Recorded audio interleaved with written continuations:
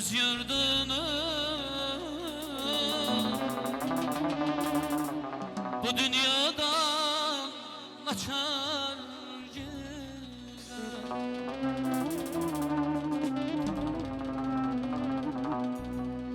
Kim sevmese öz yurdunu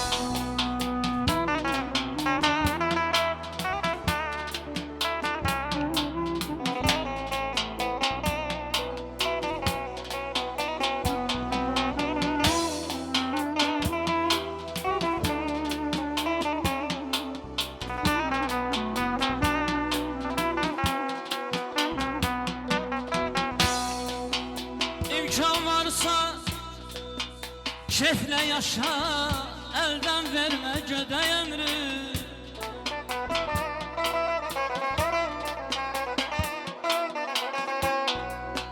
İmkan varsa keyifle yaşa, elden verme gödey ömrü, gödey ömrü.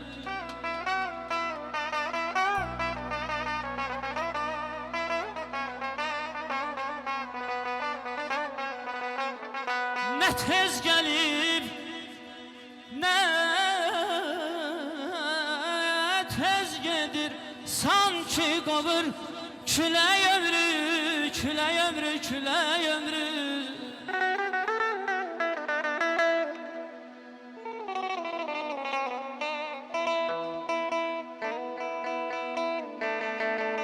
Sağ ol Ayşe.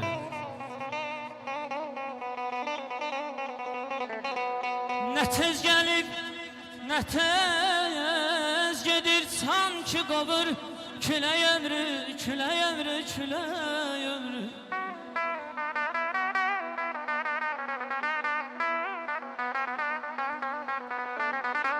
80 yaşa kim razıymış? 80 yaşa kim razıymış? Onun əqli dayaz imiş, dayaz imiş.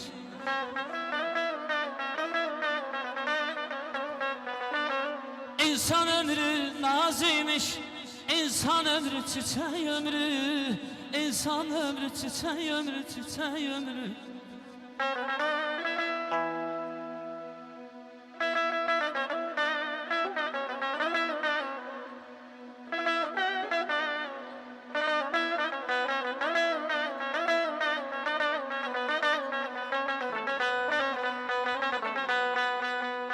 Dedim ömür gitme dayan, yaşamaqdan kimdir doyan?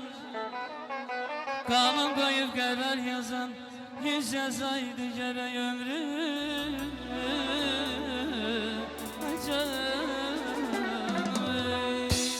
Ay uçan quşlar bir dana salın, yar gələn yolda bir xəbər